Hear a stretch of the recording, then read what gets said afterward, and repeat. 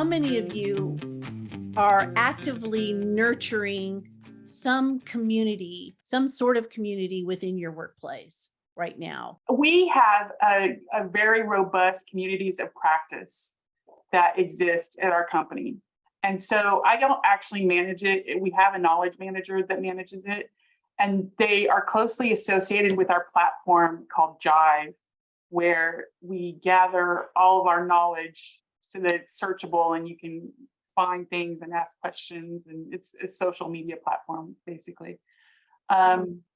We're getting ready to switch to a new provider, but it's amazing what they get done, because one of the things they do, we're an engineering firm, and so they will create standards for whatever topic that they're talking about. And sometimes they get forms created. They do all kinds of really great things, write papers, have great presentations. It's really pretty cool. That's great. I love that. So, what do you think your role is in nurturing and supporting that community? When they come to me for training, I help them with the training. And sometimes it's simply, oh, we need a video edited, or we need help setting up a session on a webinar, or that sort of support is typically the support that I give. Okay. And that's perfect. I mean, that's exactly what I believe we're here to do. Like I said, we don't own them. And it's not one of those, if you build it, they will come sort of things. I find that the best communities are organic within our organizations, where naturally people have gravitated together and they're sharing what they're working on, or they're sharing common issues, or they're just trying to, have a space for themselves. And the benefit here is that there's all sorts of interesting knowledge that comes out of that.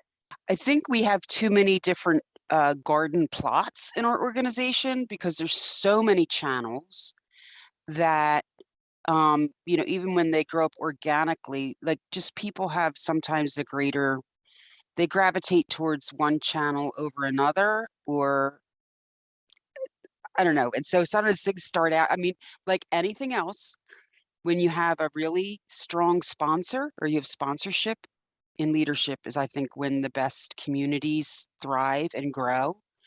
Because I think they might start out gangbusters, but over time they're not sustained. They're not, like, they just Mhm, lose their mhm, momentum or whatever, mhm, or become less useful to people. mhm. Yes. So how do we help sustain them? What are your ideas for helping to sustain them? I think Well, what Maureen said about sponsorship is so important, because if leadership doesn't sponsor the sharing and the communication and doing things like that, it isn't going to happen. So you could have the best tools set up in the world, but if there's nothing to encourage people to do that, and who encourages them?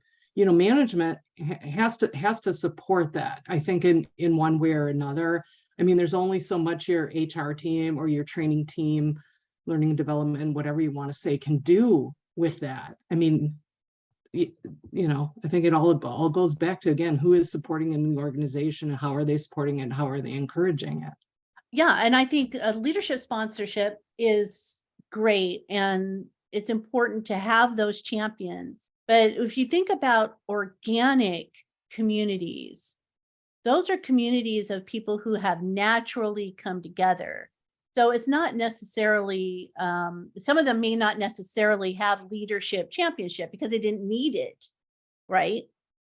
And so when we think about sustaining them and helping them keep momentum, right? So they've come together and we want to help them keep momentum. What are your thoughts behind that, Kathy? No, Shannon, one of the things I'm thinking about is, does anybody have examples of what type of community?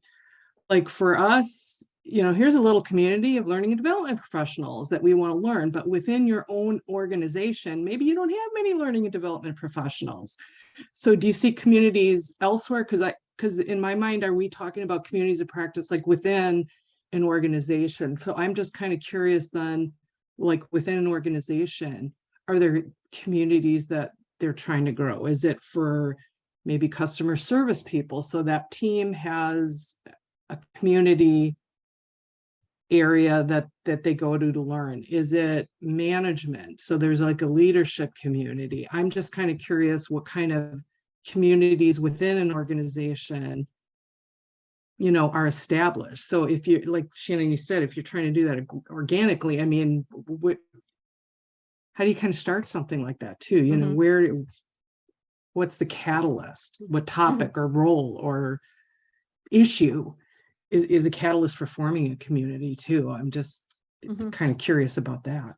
So at our firm, we organize them by topic, I guess. So for instance, one of them is Bluebeam, which is the PDF reader that everybody uses in our firm. We have another one for Excel. We have another one for fire engineering topics like fire prevention and wind studies. And so it's all by topic. That's how we organize.